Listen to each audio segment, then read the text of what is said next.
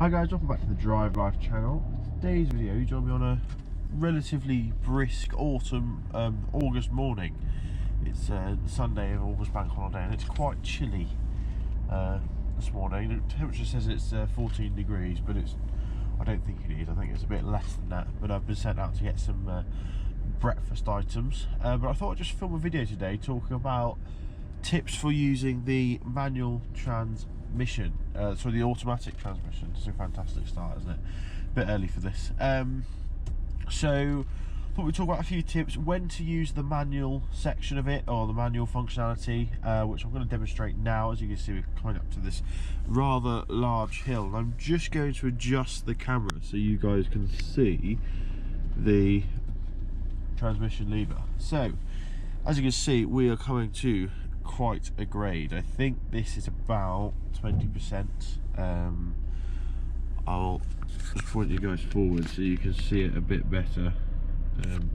It is, there you go, very steep.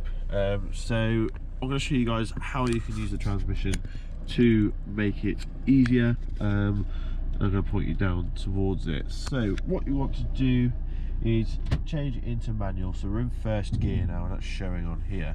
And what you do essentially is just use this as an engine brake. It will limit how quickly the car will accelerate, and this is majority of the time is used on hills, especially big long hills with long descents. It really saves your brakes, and is actually what the gearbox is designed to be used for, what this manual function is designed to be used for. So yeah, just a useful one. Now this transmission is used in, if we keep it in the manual, is used in a whole wide range of cars, not just Volvos. It's used in Chryslers, GM products, all sorts of different vehicles. It's an Aisin transmission. It's a Japanese company who are known for making really quite stout transmissions. I'll just point you guys forward again. And yeah, it's a very widely used gearbox and renowned for being pretty bulletproof.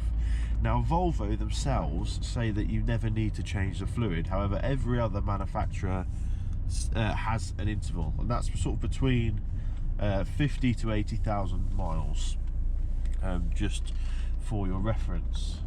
So I thought I'd go over. I've been using this car for nearly 2 years, so I've become pretty au fait with this gearbox. It's, to be honest, one of the best autos I've driven for a while. We've got the Jeep, that's actually got an Aisin box in it as well, I think, but it's not quite as good as this one. Bloody hell, nearly crashed into the side of me then. So yeah, I've got quite a bit of experience with it. I find that with an automatic gearbox, you start to learn the characteristics of it, and you really can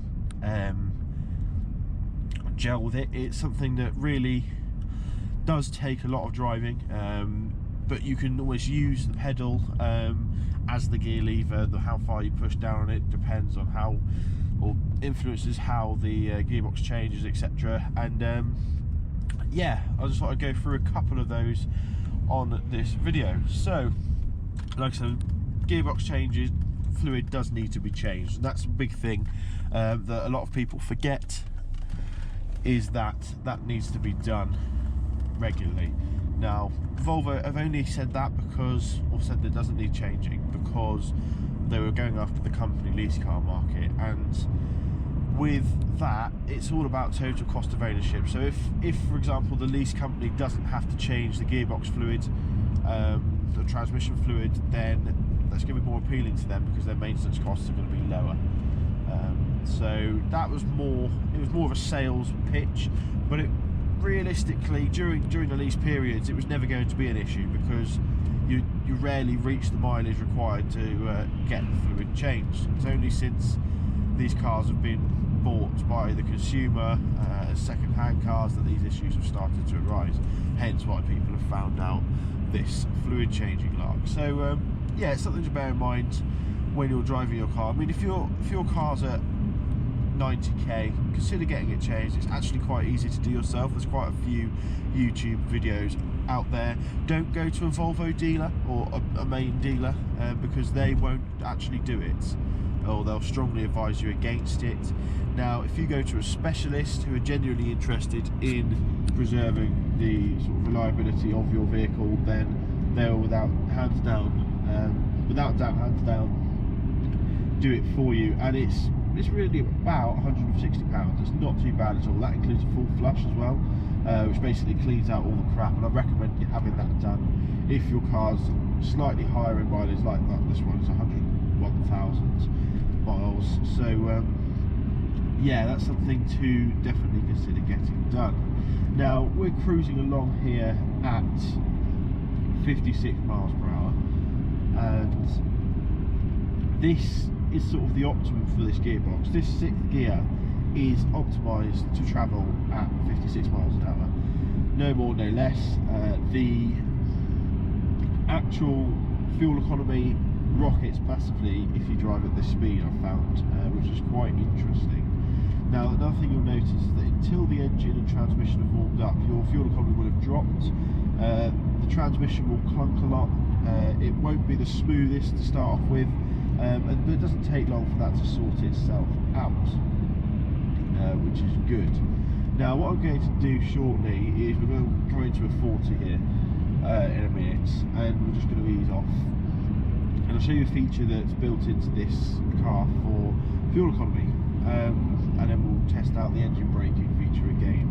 So if I knock off the cruise control now, as we start to come down the hill, you'll see in a minute that the revs will drop, and that's because the car realises it's coasting, and it basically dips the clutch and puts it into neutral. It might not do it now because it's quite a cold transmission, but what it does is it coasts the car along and reduces rolling resistance. Right, so we're going to move it into manual mode, and as you can see, we're in 5th gear, and just as we're coming down the hill in this 40, to make sure we don't go over the speed limit, I'm just going to drop it down a gear or two. There you go, so you can hear that, and that's going to bring the engine speed of the car down, and there we go. So bring the engine speed up and the actual speed of the car down, which is nice and useful. It doesn't actually use any more fuel because you're not dumping any fuel into the car. It just essentially uses the engine's natural resistance against it. Now, we're coming out of this 40 here as well. We're going to talk about kick down. So kick down is something that happens when you mash your foot on the accelerator, perhaps for an overtake or something like that. So we'll give that a go. As you can see, it's dropped down and the car accelerates up. Now, there's different levels to the kick down that you can do. We'll let the car sort of slow a little, and I'll show you that now. Now, these different levels, there's 2 different levels really. There's that level there that I just did, which was drop down 1 gear and go. Or what you can do is if you push the pedal all the way to the floor past like a little clicker button, it will drop to the lowest possible gear. So I'll demonstrate that for you now. So I'm going to push down and click, and did you see it change down 2 gears then? And it just, once you sort of have done it a few times, you learn the difference between them. I actually find for overtaking purposes, the little stab down and the gear drop, I find keeps you in the rev range for longer, keeps you in the power band for longer, and is actually a better way to overtake than just mashing your foot flat down. So bear that in mind when you're driving this gearbox. It is, it does make a huge difference depending on how far you stick the pedal down. I'll give you another demonstration of the sort of full kick down. It just takes a little bit longer, it drops down 2 gears, and you quite quickly are changing up anyway. So more of your torque is on the single kick down like that, which is something to consider. It's better for your engine as well. It's essentially, the more you rev your engine, the quicker you wear it out. That's how it works. So if you keep your car under 2,000 revs all the time, and provided all the other stars align, it will probably last longer than a car that's been thrashed at 4,000 all the time. So interesting stuff to know. And that, to be honest, is pretty much all there is. You've got the winter mode that a lot of you guys know. which is essentially where you, on any slippery terrain where you're struggling for traction, if you put the car into third gear manually to set off, it'll modify the way the traction control works, and it's like a crawler mode that gets you out of slippery terrain, which is really, really useful if you get stuck, or useful in the winter, or just a nice little party trick to have. Now the older P2 cars, which had the AW55 transmission instead of the TF-80SC, had a winter button which essentially did the same thing for you. I'm not sure how much manual control you had on those cars in terms of the transmission. So yeah, but if you take it, just this scenery on this road is absolutely mega. As you can see, we've got beautiful sunshine there and beautiful hills. So yeah, it is absolutely stunning. So I'm just going to poodle on down to this road and down to get some breakfast stuff, but realistically for me that's all I've got time for. So thanks for watching. Don't forget to like, comment and subscribe. Let me know if I've missed any gearbox hacks or features out. Obviously we've got the various bits that I've covered in previous videos, where you've got the transmission release, the emergency release and things like that. And yeah, I'll see you in the next video. Cheers.